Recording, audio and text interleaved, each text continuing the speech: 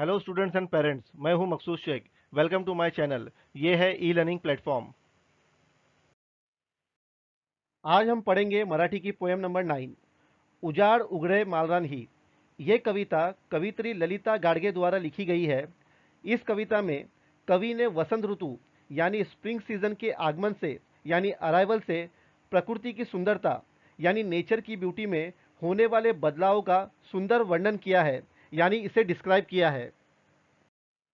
First स्टैन्झा है, स्वागत करण्या वसंत ऋतूचे रंग उधळले दिशा दिशांना, बेरड कोरड इथली सृष्टी घेऊन आली ती नजराना।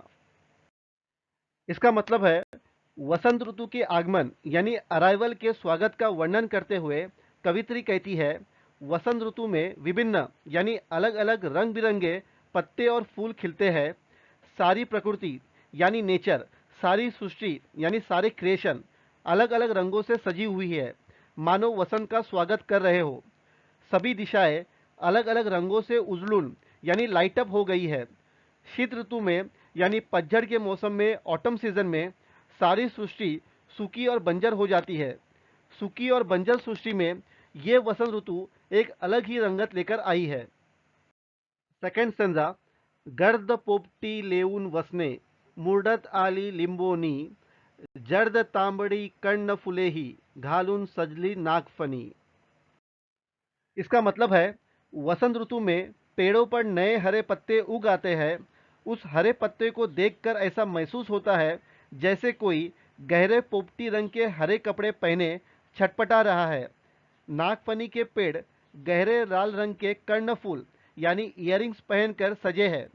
वसंत ऋतु के आगमन से संपूर्ण सृष्टि में आनंद छा गया है।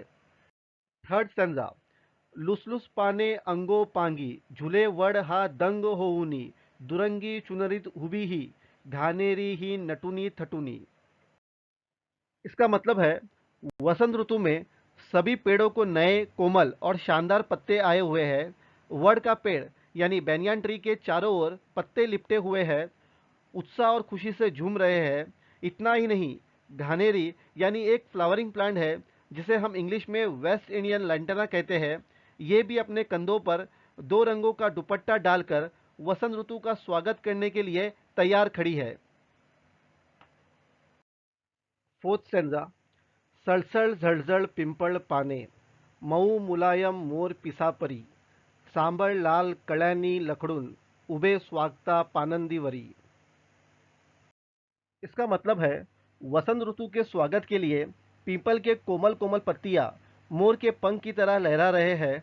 साथ ही सांबर के पेड़ अपने लाल कलियों के साथ जंगल के पानंदीवरी यानी कम चौड़े रास्तों के दोनों ओर वसंत ऋतु का स्वागत करने के लिए खिले हुए खड़े हैं। फिफ्थ स्टंजा, पळस फुले ही बहरून आली या मातीच्या अंकावरती, कुसुमे सारी या जगातली पाहून त्यांना मनात झुरती। इसका मतलब है, पलस के फूल खिल गए हैं और वसंत का स्वागत करने के लिए ये मिट्टी पर फैल गए हैं। इन्हें देखकर दुनिया के बाकी के फूल जेलस फील कर रहे हैं।